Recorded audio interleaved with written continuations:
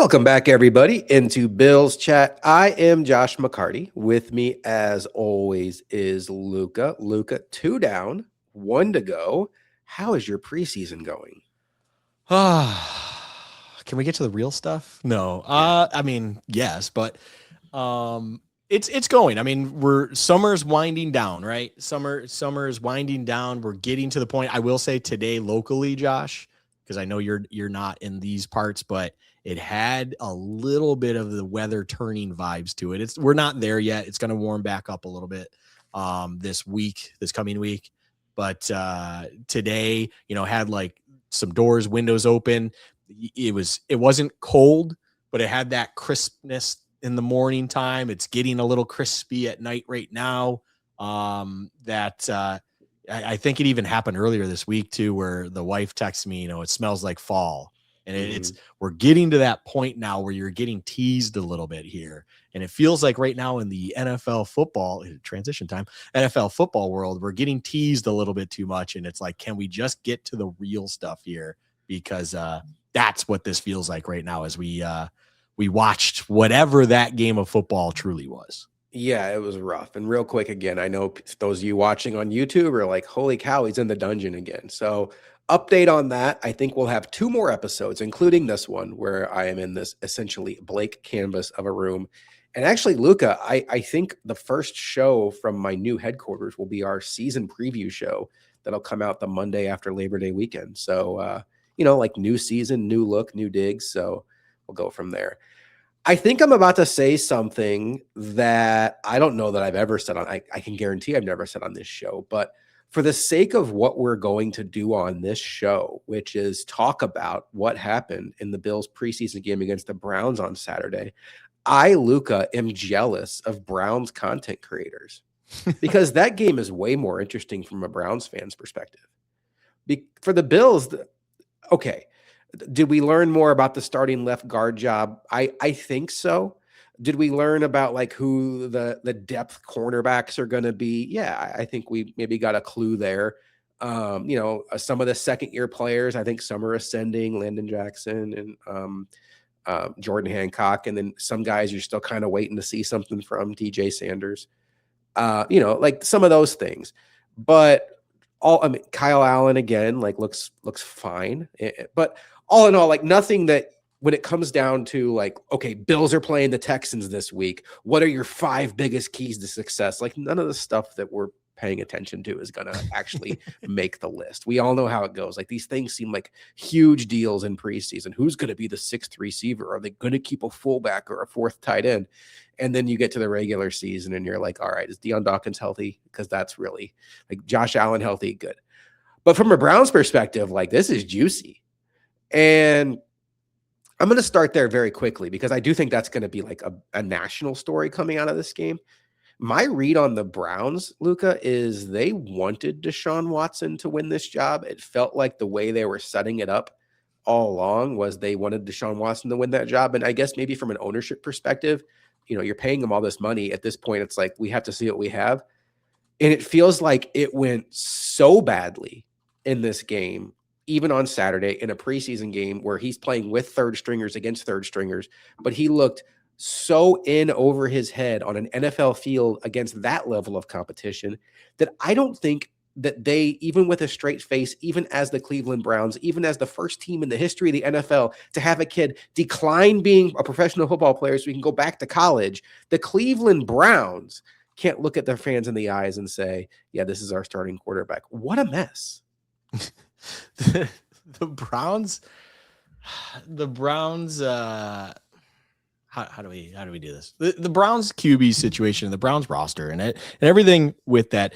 To watching this game, what I thought was funny is I told you before, I didn't catch this game nearly as much as the others, but I was tracking along as much as I could, caught, some of the second quarter, some of the third quarter, stuff like that. It was a busy day for me, but Shador at one point was perfect until that tipped interception. And I was like, wow, okay, but there's something. And then I watched a little bit more in what was going on. And it's like nothing crazy. And then you saw the second half of that game with Deshaun and you're just like, what in the world is taking place right now? to have this situation where you have a roster that's like, man, if you could petition the NFL for quarterback to be eliminated in the NFL as a position, and we can just go at this game without a quarterback, they would be a competitive team in this league, one would feel like, and that is truly the anchor holding them back. This game was just another key example of that. The other note of it all with this side of things is Deshaun Watson's comments after the game. Whew.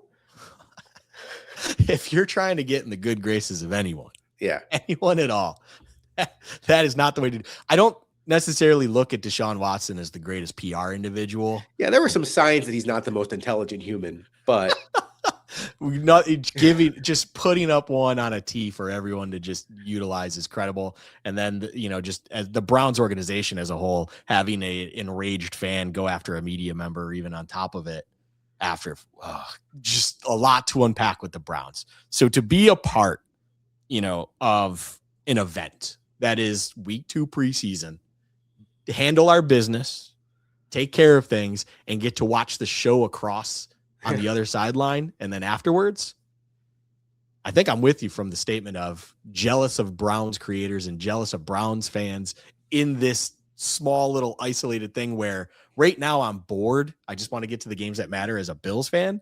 But from a Browns lens, boy, you have a whole lot of entertainment to just eat up and enjoy right now.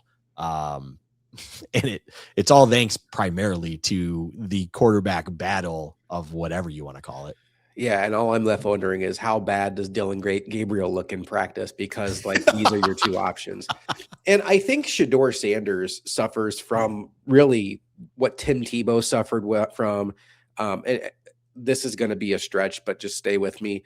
What late career Colin Kaepernick suffered from. Early career Colin Kaepernick was fantastic, but there's a point in your career when Colin Kaepernick fell off athletically that you become such like a cultural, it's like a cult following, whether it was Tebow or Kaepernick. And now Shedeur Sanders has this massive following, and it's just not worth it. If they're a top 50 quarterback in the league, it's just not worth it. And I think that's the problem that they're seeing is, a quarterback that, has a following like a Joe Burrow and a Josh Allen, only it's your backup quarterback who's maybe a fringe backup at that. And, maybe it's a little unfair to him. I mean, it must, you would think feel bad for a kid that grew up being Deion Sanders' kid, but maybe we're seeing an example of why this has been a little unfair to him. I hope he gets the job because he's not Deshaun Watson. So I don't know much about Shedeur Sanders personally, but I do know that chances are Deshaun Watson doesn't set a real high bar for good person. So I'd love to see the kid get a shot and just see what he's got. And if he's horrendous, then hey, you got a shot to get a good quarterback in next year's draft. That's enough about the Browns. I do like their coach, by the way. I think Todd Monken's the right guy if they stick it out with him. Because he's got a no BS filter. Yeah. All right, let's talk about the Bills. Luka, what did we learn about the Bills this week? I'll start because the biggest thing I learned this week really goes back to the scrimmage on Thursday. And if you followed along, both Todd Monken and Joe Brady in their respective press conferences said that they both kind of agreed that as long as the scrimmage was good for them, they would hold off on playing their ones. And what I learned is, one, the Bills offense did whatever they wanted to in a scrimmage setting. We're graduated beyond the point of really caring about that. But I think a lot of us have to be reminded of, Dalton Kincaid is tremendous. When there's so many ifs and buts, but when healthy, when on the field, and when not just a predictable slot receiver, the defense knows that the Bills are going to pass 73% of the time when he's on the field because he's a part-time player. But when he can be a true tight end, he is, outside of Brock Bowers, up there with all the rest of the guys in the league that can be an absolute pain in the ass for defenses to cover. And when you give him the unicorn quarterback we have, and now a respectable receiver in DJ Moore, Dalton Kincaid put on a show at that practice. And I just think my biggest takeaway from the week is, oh yeah, there's been some frustration with him, but there's a reason why he was taken in the first round. And it's not for lack of skill that he's been frustrating. I still find myself being like, I'm really excited about what he could be if he could just stay healthy. It's a great one. I like that takeaway. I mean, as you're saying, the reports coming out of the scrimmages were just a lot of Kincaid fodder in the sense of positive way. And I link it to, I was having a conversation with some friends, it's fantasy draft season time and things like that. And there was a situation where someone, for whatever unknown reason, made a selection, and the conversation came up because at the receiver position, this individual, around the league was taken before even Khalil Shakir. And you're like, well, that's when you have an Allen target, especially a primary one like a Shakir, feels like a stretch to then take this other player where it felt like more of a reach. That's the explanation to it all.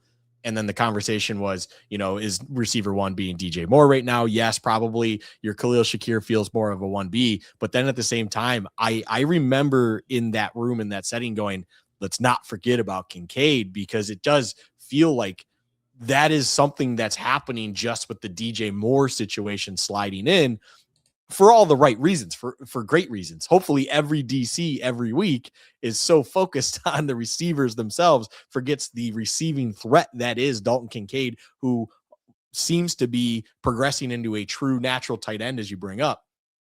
That if you create that mismatch dynamic or decision maker, that is, do we go heavier set on him and allow him to maybe get separation off a linebacker, and then vice versa, if, hey, we're worried about covering him, so we have a DB so he can maul us a little bit more because you're lighter out there.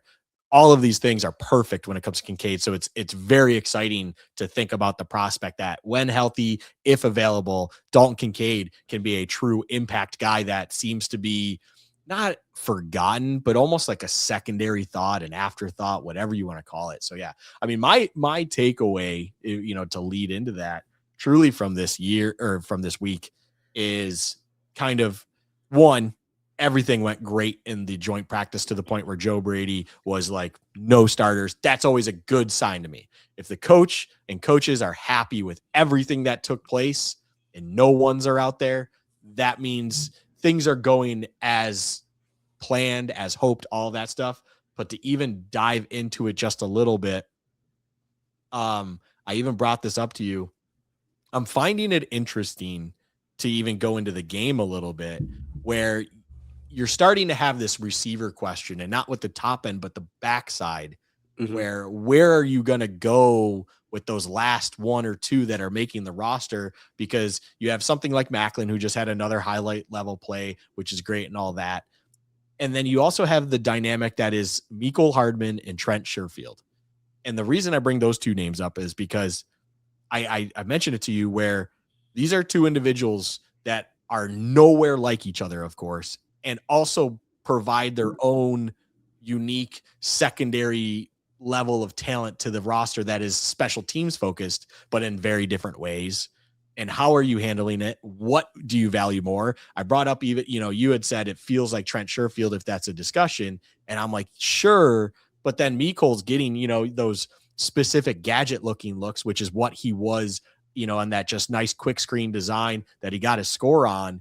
And you think about it, and it's like, those are valuable guys to have on the roster on game days, that like, hey, your little returner can also be a quality asset in certain situations. That feels like that's a play we love on 3rd and 3 or less, or 4th and 2 and less, or, whatever that is, that even if the defense sees that individual on the field and it coming, you are just he is built for it. It's so good for it, whatever.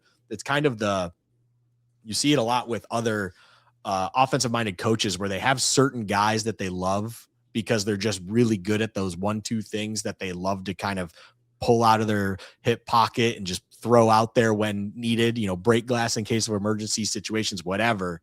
That I do believe that, your back end receiver question, because everyone knows the top end, but that back end, who is going to make it and how many are you keeping as well, is going to be one that I think goes down to the end. Because, for instance, we've brought up Pettis last episode. Once again, he doesn't even play because of injury after fumbling last week. He's all but gone, and he's already gone, it feels like. So the realistic making the 53-man roster options you have do come down to in my opinion, just simply Hardman and Sherfield doesn't feel like you keep both conventionally.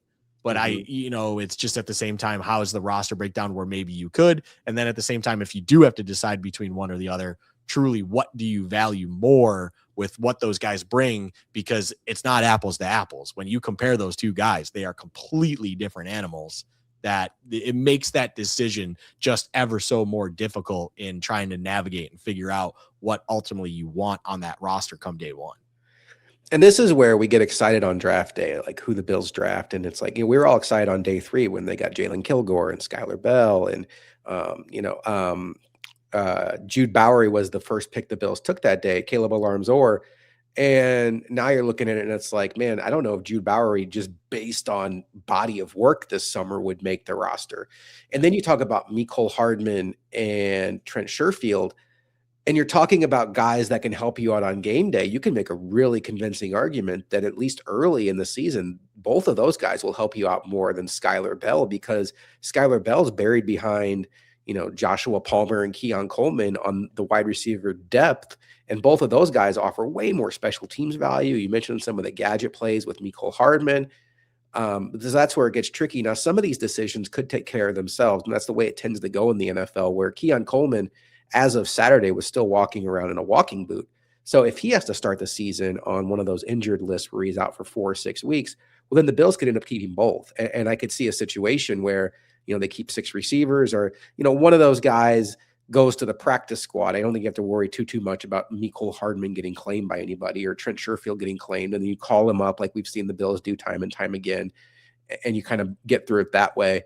But I think it's a fascinating conversation. It does feel like the Bills are trying to give Ray Davis every chance to prove he can do both kick return and punt return. I don't love him as a punt returner, but I think that if they can find a way to feel confident with him / Khalil Shakir, who hasn't returned a single punt in preseason, which I'm A-okay with, by the way, like, let's keep that guy healthy. Yep. Keep those guys as your punt returners. That's another roster spot you can free up. And then, ultimately, are they going to decide to roster a fullback with Van Sumeren, who had a really nice block on Saturday? Or is it a situation where you can go to another offensive lineman, defensive lineman? But yeah, I think the Hardman Sherfield thing is one to watch. And my initial instinct when we talked about it off the air was, I think it's trending Sherfield, not because he caught however many passes on Saturday. I don't know that you're ever going to roster a Trent Sherfield for what you think he can do for you offensively, 4 for 54, but just an absolute steady Eddie on special teams. And you think about him and Sam Franklin being your 2 gunners, that's about as good as it gets when it comes to like special teams.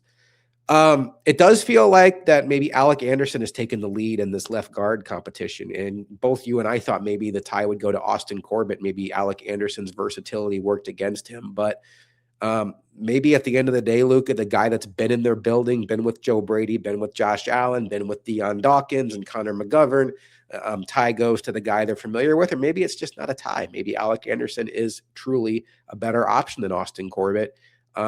So it seems like they're settling into a starting 5 on the offensive line. We can maybe talk about the offensive line as a whole. One thing that's interesting, I thought, was Lloyd Cushenberry was a healthy scratch for the game, not because he was anything wrong, but he was treated like a Josh Allen, like a Greg Rousseau, like the high-end starters. Yeah. And it makes me wonder if there's like a real possibility the Bills could be looking to start this season without Connor McGovern. So offensive line starting 5, I'd say, is about 70% set. And now all eyes are on Cam McGovern be back by opening day. Yeah, he was out there pregame with the other guys who were inactive, but still with them. I know there was a video that was put out there where he was warming up, just t-shirt and shorts and stuff like that. Nothing pads or anything related there. It was well early. But it is all focused on, is McGovern going to be there? We touched on that a little bit last episode and stuff of that nature, where I'm in the same mindset with it too, where it's, hey, come roster cut down day, that's where, not panic, but concern or just focus in general could be potentially on, is he going to be available come week 1? The reminder is there's still a significant amount of time between roster cut down day and NFL, week 1 Sunday. It's you get that weekend off in between there from your final preseason game, which then roster cut down is shortly after that. and then the start of the games that actually matter. Starting on a Wednesday this year for the Patriots and Seahawks, which is also just odd. But with There's the a offensive, Wednesday game, not Thursday. yeah, so it's Wednesday, and then Thursday is the Australia game, and there's no Friday game. And Thursday's Niners Rams. Yeah, Niners Rams Okay. in Australia. I don't understand the thought process on that one. Maybe it's to buy I don't know, whatever. The NFL is just going to NFL. So on the offensive line as a whole, though, I don't hate that, Alec Anderson has won the job. It seems to be what I love about it, to be quite honest, is that they're as comfortable as they are with it already going into the second preseason game. First game, they were, giving equal reps, trying to feel it out and stuff. And now all of a sudden here, you're in your second one, you went through your joint practice and you felt like, hey, player Alec Anderson is going to be rested like any other starter and move forward with it. And what kind of similar to my takeaway of the week and what I mentioned in there is I love that coaches, players, everyone in house right now is already in a comfortable place with understanding where they are. That to me is a very positive quality thing to have in an organization as a whole. You want to understand where you stand as soon as possible. You want to feel comfortable if you're going to be a lead guy, if you're going to be a starter, whatever it is. And then you want coaching staff to be comfortable with what they are, what they have constructed and what they need to plan around. Sooner the better, because that plan takes time and the understanding of the mindset and how you can manage minutes going into these games that ultimately do not matter and stuff of that. Like, the sooner you have information, the sooner you have comfort, the sooner you can trust things, the better.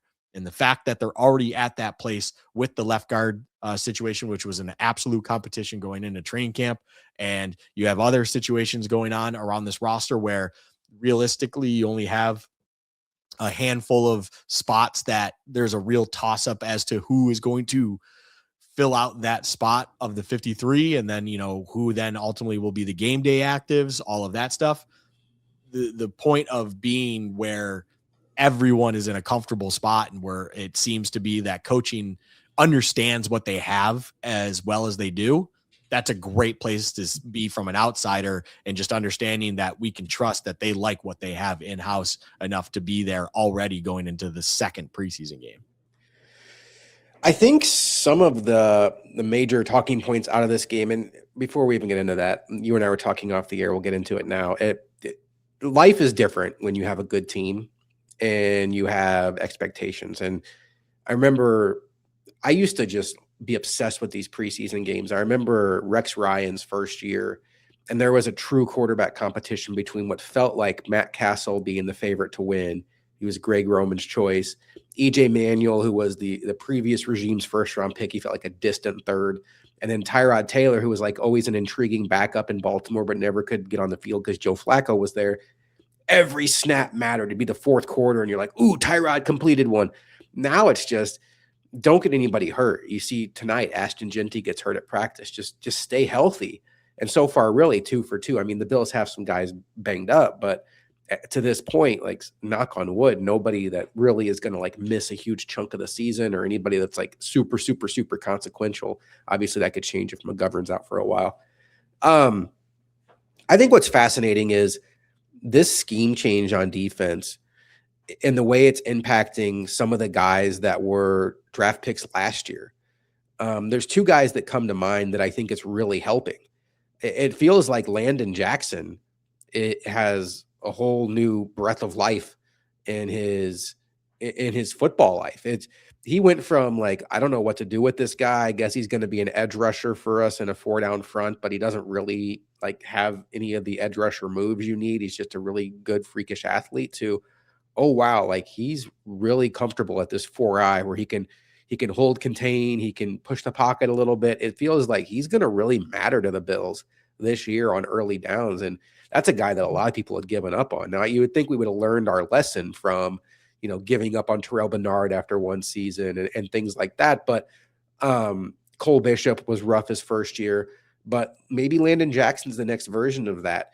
Another guy, Jordan Hancock, he had really a forgettable game in Jacksonville to the point where he fell so far down the depth chart that they brought in Darnell Savage to come in for a play when Cam Lewis was out, and he goes to, give up a deep bomb over his head in the game against Denver. That's how far Jordan Hancock had fallen down. Is Darnell Savage and Dane Jackson saw the field over him in a playoff game because the Bills didn't trust him. And now it feels like the Bills would have been just fine leaving him at nickel. And now they have D. Alford, who's also playing well, and they have like an embarrassment at riches at nickel. And then on the other side of the coin, and not a last year pick, Luka, it feels like Dwayne Carter's days are numbered. And, he was a guy that was one of Chris Sims' top 5 defensive tackles. I was excited when the Bills got him. He never really hit the ground running. I was like, well, wait for a year 2. And then he had that devastating injury. And then it's like, oh, now he's going to bulk up and be a nose tackle. And, it's only 2 weeks into preseason, but now he's playing deep into the fourth quarter. The Bills went out last week and signed Greg Gaines, and Gaines looked pretty darn good in that role. And it feels like maybe they're just, getting him lathered up to be their primary nose tackle behind Deion Walker. And I could see a scenario where, Carter's gone, and whether that's flipping him for, a 7th, turning that into a 6th, or just cutting him on cut down day. But, that's a recent 3rd round pick that the Bills might just have to cash in the chips on. And it feels like that's more likely than not at this point.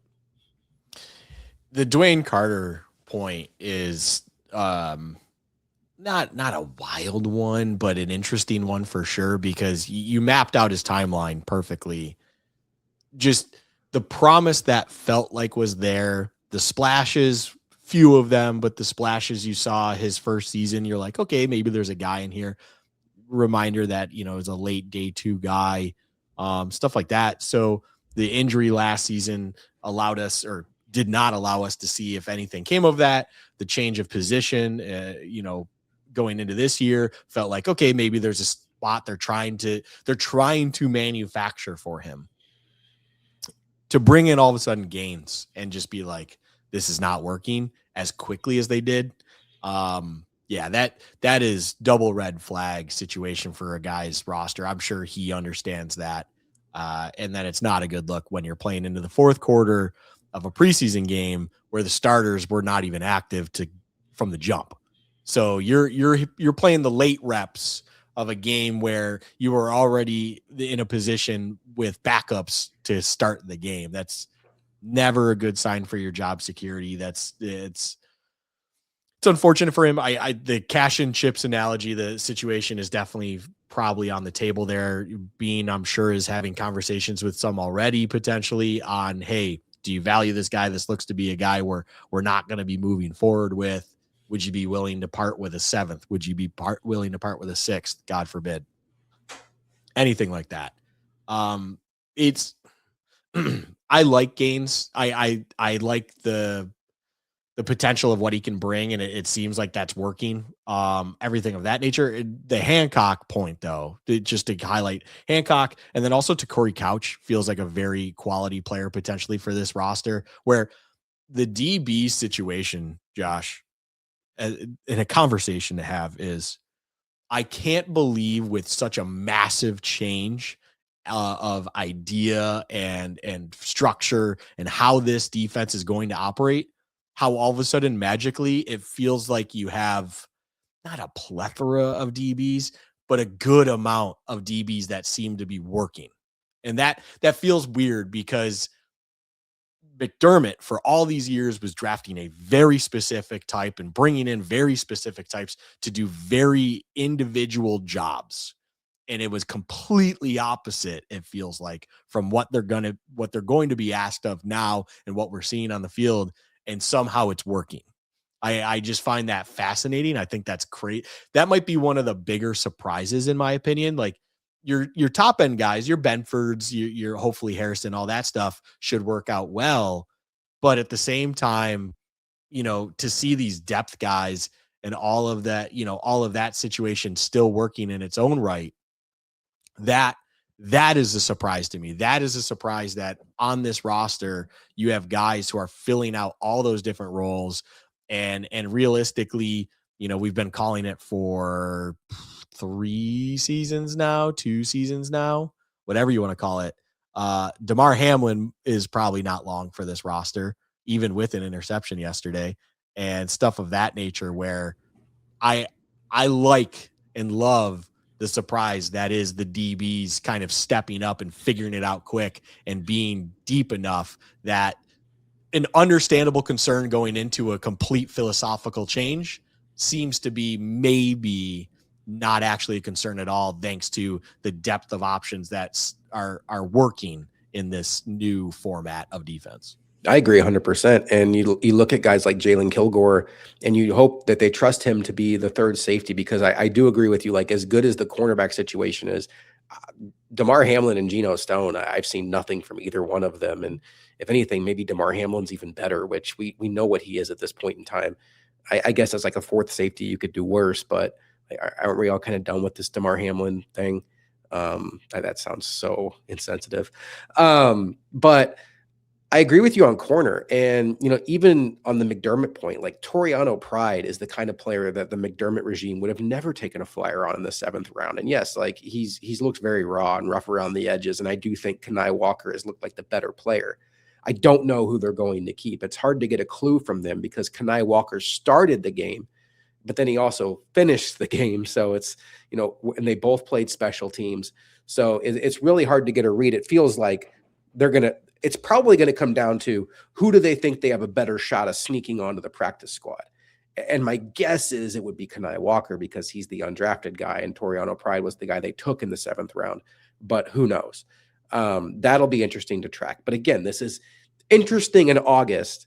But then when you get to a point of, okay, we're playing the Texans this week, or we're playing the Lions this week, you're not going to be thinking about, you really hope you're not thinking about Toriano Pride or Kenai Walker because something has gone massively wrong. I want to talk about Jude Bowery. Feels like this is not going well.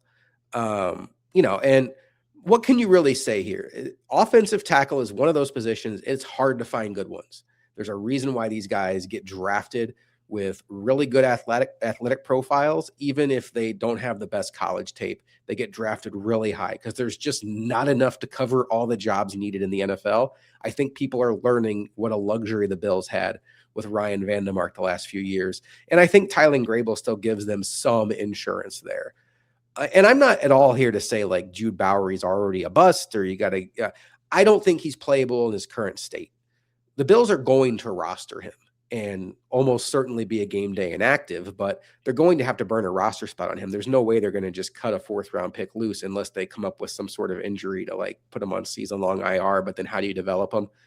But this does put the Bills in a tricky pickle because Nick Broker played tackle this weekend, Luka. We know Alec Anderson can play tackle, but it also seems like he's trending toward being the starting left guard. The Bills are going to be in a situation where they're really counting on Tylen Grable to be that 3rd tackle. And, good opportunity for Grable because when healthy, he outranked Ryan Vandemark. So, but the problem is he can never stay healthy long enough to outrank him meaningfully. I asked you this last week. I'll ask you again. How concerned are you about 3rd tackle, or is it, again, they'll fix it from within?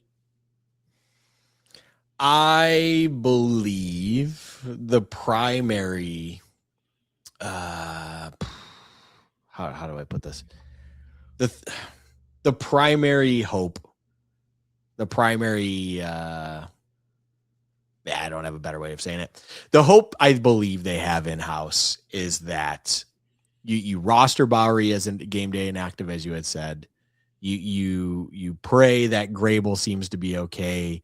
You evaluate it through and you're just going to put your eggs in that basket. And then if push comes to shove, you're going to have Austin Corbett in there as a backup potentially. And then you're bringing Alec Anderson over to whatever tackle positions needed for whatever situation that arose that put you in that predicament in the first place. That Alec moving, Corbett sliding in is going to be probably primary goal of filling the hole.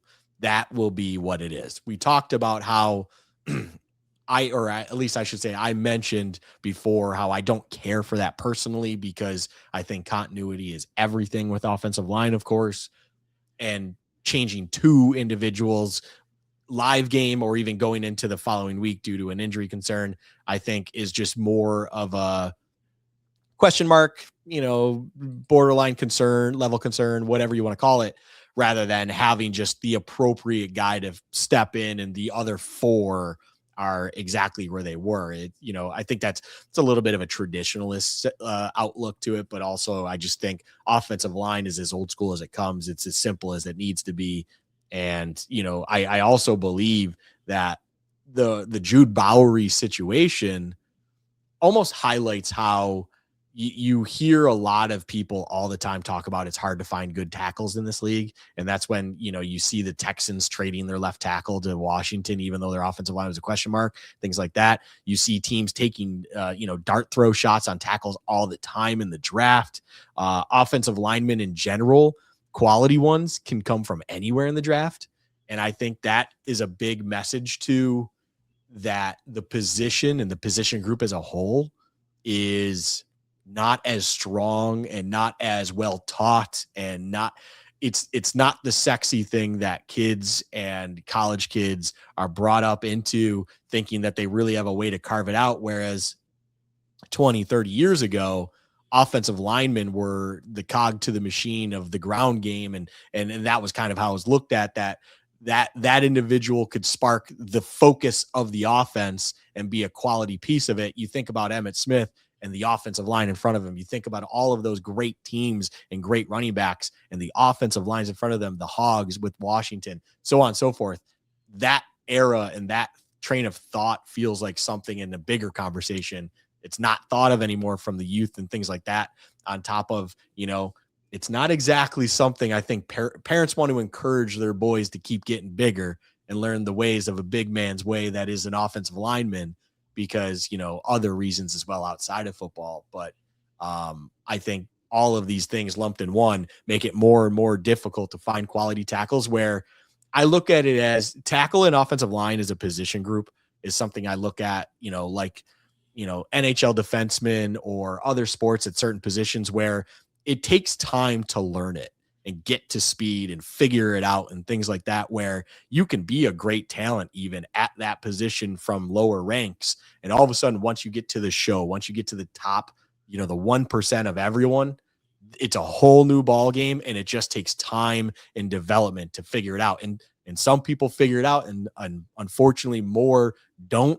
And you just have to wait it out and figure it out. And Jude Bowery is, I would say, offensive line and Jude Bowery is the only position group I would even give multiple seasons on, where it's like, if something goes terribly wrong, you move on with it. But at the same time, it's like some guys, it takes 2-3 years to truly have them figure it out and it all click. You love to have a guy come in and be a world beater from day one. You'd love like an Osiris Torrance, who was a day one plug-in and it worked out. You'd love, your Deion Dawkins, Spencer Browns. Of course, you want these guys that can hit the ground running, but there's also a ton of examples where it took guys 2-3 years to then get to that level. And it's like a light switch flipped, and then boom, they're a quality offensive lineman. Like, you have to truly develop and progress players and be patient a little bit with the position group, just because what's being taught and kind of how it's developed and how it's thought about even before the NFL is just not what it used to be. And it feels as if it's a position group that is not nearly held to a high enough standard that when you get to the NFL, they can be expected to almost be a quality player. That's why, to wrap up the point, you hear of these Quentin Nelsons and Joe Alts, and you see those guys going so early, because it's like, how much of a unicorn is it to have a gold jacket offensive lineman? It feels like right out the gate, you have to jump on that opportunity, because those are almost impossible to find. It's like that whole question: would, if you knew what you knew now, would you still take Penei Sewell over Jamar Chase? And it's like, Yeah. I think I'd take Sewell. Jamar Chase is a game breaker, but like a tackle like Sewell makes your entire offense go. I think what you said, though, is the key point. It would still take 3 injuries to get Bowery on the field. It would take one to bring in Grable, another to bring in Anderson/Corbett, and then another one to bring in Bowery. So the Bills are still insulated, but it doesn't seem like they're going to be getting some contributions this year from their 4th round pick. But hey, backup tackle is not exactly a position you want contributions from. No. Anyway.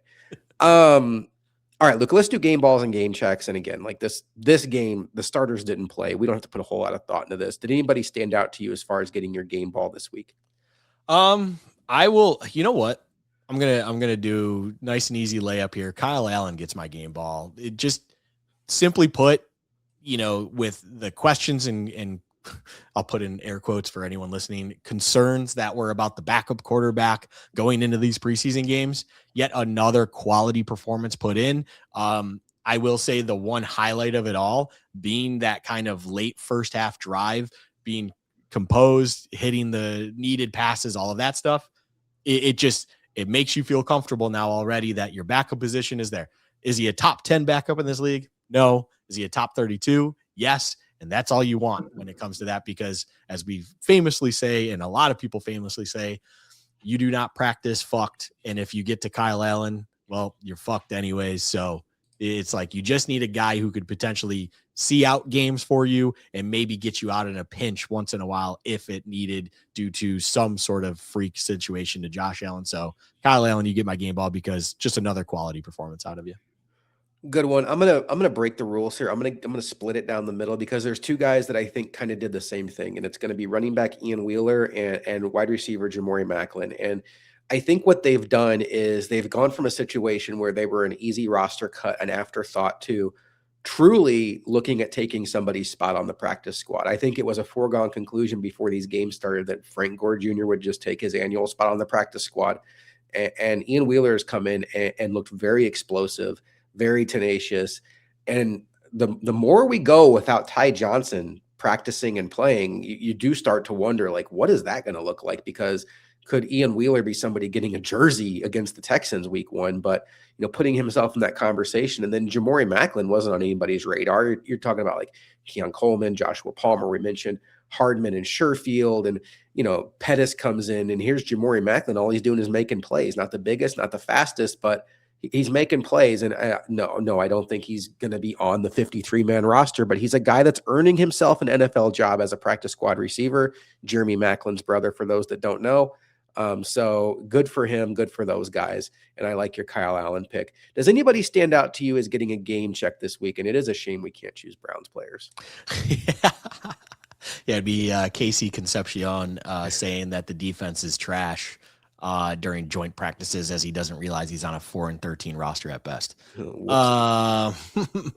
Honestly, I think as a collective whole, we touched on it, but Dwayne Carter just gets the game check because his days are numbered. You're playing into the fourth quarter. We talked about how everything with this and how it seems to be that they brought in Gaines to be that replacement for his roster spot. That felt like it was there going into training camp. And, it's for whatever circumstances it is, it sucks for him, but ultimately that would be why you get my game check. All right. My game check is going to go to, I just had it and now I got to find it again, Luka. I hate when this happens. Oh boy. It was like super obvious and now I can't figure out who it was. Dum. Pettis. No, I'm just. No. Oh my gosh, this is so annoying. Okay. Thinking. Oh, Jesus.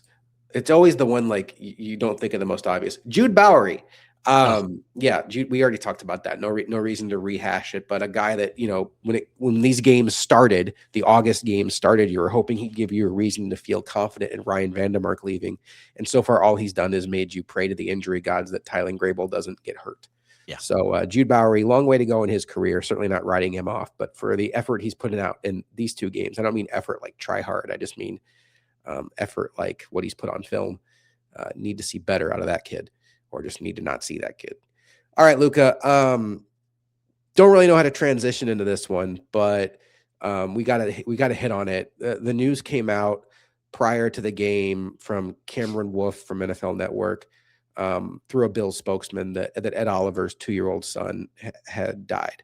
There's details about that online. We're not going to get into that here, but there's no foul play involved or anything like that we know of. But obviously, Luka and I are both dads of young kids. So, I mean, this hits extra close to home when you hear about a young kid dying. I just want to say that I know, I guess it feels like the loud majority of people were where I'm sitting or where I know you're sitting. I was really proud of the Bills for doing what was right by the person and not having the story come out. And I would extend that to the reporters for the Bills that knew and didn't report it. And Joe Brady tearing up in the press conference, Josh Allen demanding to speak after the game on behalf of the locker room, even though he didn't play in the game, so he wasn't contractually obligated to speak. Just wanted to like share his love for Oliver and also share his frustration with how the story was ultimately unearthed. In a situation like that, I'm not going to say anything that hasn't already been said by a million people, but like in a perfect world, the parents and the family would get to decide how that comes out. And that was taken from Ed Oliver and that his girlfriend. And that's a shame. And the whole thing feels kind of gross. And you're just left like, you try to put yourself in Ed Oliver's shoes and his family's shoes, and you just start feeling like sick to your stomach. But a tough situation all around. Proud of everybody on the Bills side, the Buffalo journalist, the national journalist that knew, doing the right thing, which is not always commonplace in journalism. So pat on the back to those guys, pat on the back to the Bills. Anything you'd like to say on the situation? Well said on the media point when it comes to the local media, at least, and it to come out that numerous individuals in that circle were aware of it and respected the wishes of individuals involved, and your point to how that information getting out truly does feel like should be driven by the parents, by Ed Oliver, by his girlfriend, so on and so forth. It's one of those, you want to believe that yes, journalism and media has a job to do, and things of that nature, and you can understand that, but you would like to believe that there are just understandings and unspoken rules to how to handle things, and I would just like to believe that for better or worse, that once the news broke in the way that it did from the individual that it did, that they at least tried to make an effort, or they did make an effort. And I don't know the details to this. It's because I didn't want to go down the rabbit hole of investigating it all like I needed to for my own well-being. But I would just like to believe that they did their due diligence to get the green light to say that. And it didn't come to a shock to those, but it felt like it kind of did. So it's just one of those weird, awkward situations where maybe they were just led askew as a media individual and were given an okay by someone that they thought to be trustworthy, whether it was Bill's PR, whether it was, someone with the Ed Oliver camp, whatever. And it turned out that wasn't the case, or just other people weren't aware of it. Lot to unpack. Again, above my pay grade, and or not trying to go down that wormhole of wanting to stay on top of it. But all class to the Bills, all class to the Bills media, class to the players in the locker room and stuff like that, on how they kind of took the situation for what it was, and kind of controlled the narrative from there, and tried to control things, and understandably make sure that everyone understood what it meant to them, and where they stood on the situation, and kind of understandably were like, thoughts and prayers, and trying to figure that out and navigate it as a team, as an organization. And it's just unbelievable. It's not too often. I mean, final point. It's not too often in today's day and age that something breaks and is truly surprising and out of nowhere and shocking. And this was one, just personally, that I was working, and all of a sudden I got a text from an individual going, "Hey, do you know anything about this? Is this possibly true? I'm seeing X, Y, and Z online." And I remember looking at it going, "What in the world are you talking about?" So I had to just baseline search, and I just went, "Hey, I see credible people that say it, so I guess it is true, but I don't know anything." And it's crazy to think that in today's world, something like that could even be held out for that long. And that is just the final point to